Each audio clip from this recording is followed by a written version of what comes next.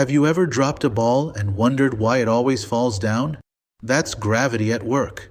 Gravity is a fundamental force of nature, essentially a superpowered pull between any two objects that have mass.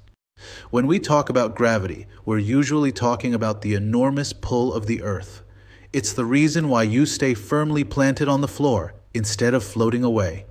Everything with mass has gravity, but for most everyday objects, the pull is way too weak to notice.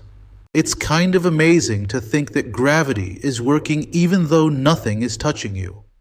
Gravity is what we call a non-contact force. Imagine pushing a shopping cart. You have to physically touch it. That's a contact force. Now imagine a magnet pulling a paperclip across a table without touching it. That's a non-contact force, and gravity works the same way. The Earth doesn't have to touch the moon to pull on it, and it doesn't have to touch you to keep you grounded. It acts over huge distances, which is a pretty unique feature. So what makes the gravitational pull stronger or weaker? The first major factor is mass. Think of mass as the amount of stuff an object is made of. The more mass an object has, the more gravitational influence it has. A marble has a tiny amount of mass and a tiny pull. Our sun has an absolutely enormous mass, which is why its gravity is strong enough to hold 8 planets in place across hundreds of millions of miles. If you want a strong gravitational pull, you need a lot of mass. The second key factor is distance. Imagine you're trying to hear someone whisper. If they are right next to you, it's easy. If they are on the other side of the room, it's impossible. Gravity works the same way. It gets weaker the further apart two objects are. The Earth has gravity, and so does the star Alpha Centauri. But because that star is so incredibly far away, its gravitational pull on you is essentially zero. Distance is a massive factor. Even a small increase in distance can cause a big drop in gravity's strength. For us on Earth, gravity means everything is pulled toward the planet's very center. Because Earth is so huge, it has a massive amount of matter. It creates a very strong gravitational field that pulls everything inward. Think of Earth like the world's biggest anchor. It doesn't matter if you drop a penny or a car. The Earth's gravity is pulling it directly toward the center. This downward pull is what we feel as the steady force of gravity every moment of the day. This is where we clear up a common mix-up: mass versus weight. Weight is a measure of the force of gravity acting on an object's mass. Imagine you step on a bathroom scale. The number you see is your weight, which is the Earth's gravity pulling on your body mass. If you were to take that exact same mass, your body, and stand on a scale on the moon, the scale would show a much smaller number. Why? Because the moon has less mass than Earth, so its gravitational pull is weaker. Let's make this distinction super clear. Your mass is the actual amount of matter in your body, the atoms, molecules, and cells. That never changes, no matter where you are in the universe. But your weight is totally dependent on the gravitational pull of whatever planet or moon you're on.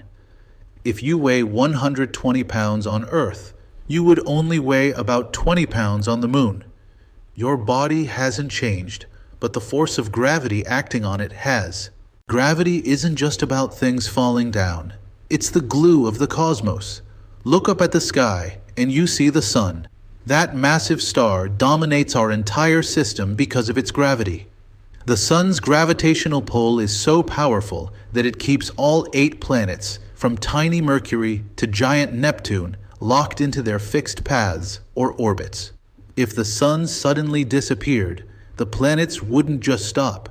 They would fly off in a straight line, completely lost in space. The sun's gravity is the master conductor of the solar system. How does a planet like Earth stay in orbit without getting pulled into the sun? It's a perfect balancing act. The planet is trying to keep moving forward in a straight line. That's called inertia. At the same time, the sun's gravity is constantly pulling the planet inward. The planet is moving forward so incredibly fast that as it falls toward the sun, it keeps missing it. The two forces are perfectly matched, creating the continuous, slightly oval-shaped path we call an orbit. Gravity doesn't only affect planets and stars.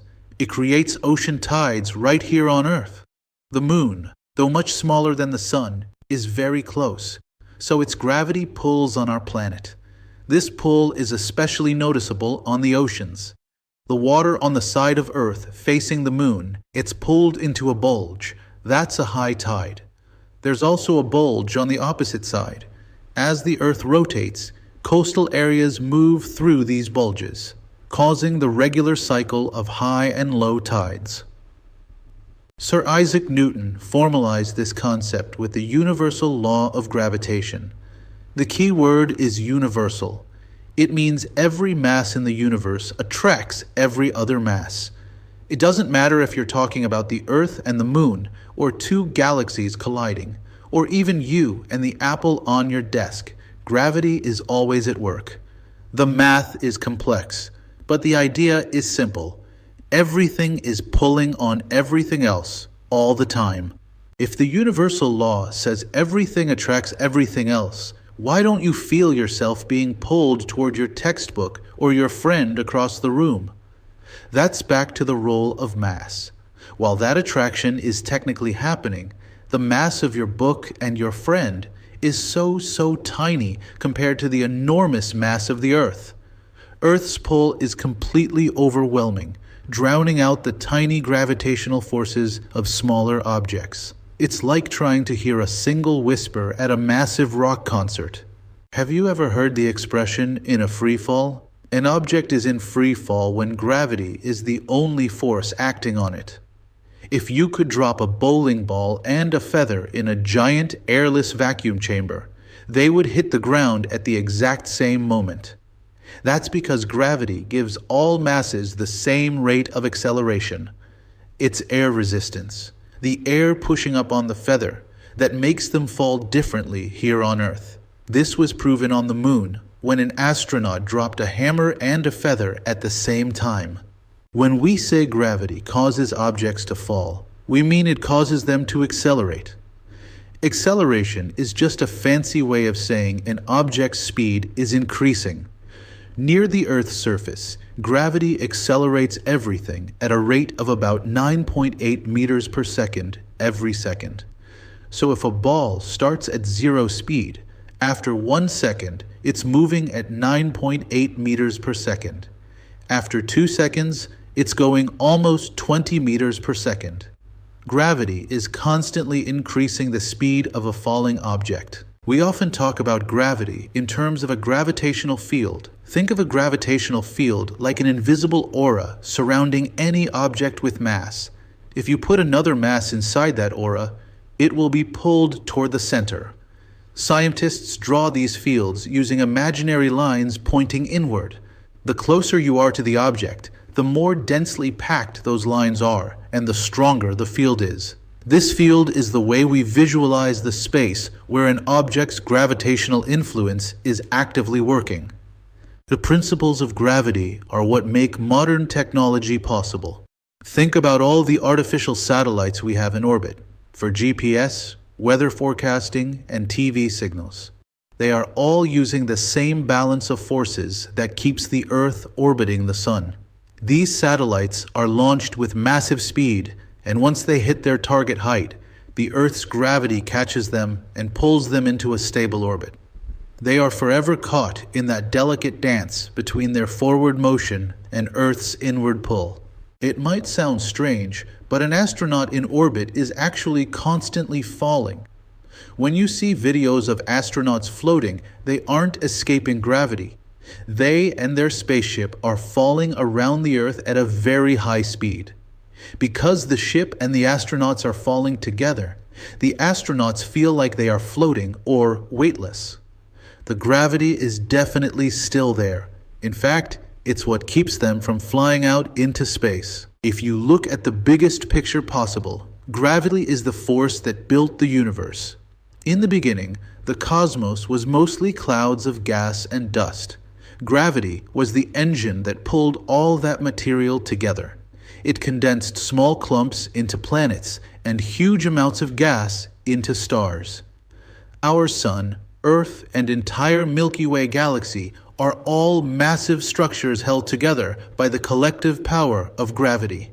It is truly a universal construction crew. Because gravity depends on mass, the strength of gravity is different on every celestial body. If you were on Jupiter, which is huge, the gravity is more than twice as strong as on Earth, making you feel much heavier and movements very difficult. On the other hand, if you went to Mars, which is much smaller than Earth, the gravity is much weaker. You could jump about 3 times higher on Mars than you can here. Every planet gives you a different weight loss or weight gain plan depending on its mass. Let's quickly recap this amazing force. Gravity is a universal, non-contact force that depends entirely on the mass of 2 objects and the distance between them. It's what explains why things fall to Earth, how tides happen, why planets stay in their orbits, and even how the entire universe was constructed. Gravity is literally what keeps your world together. It's one of the most important interactions in all of science.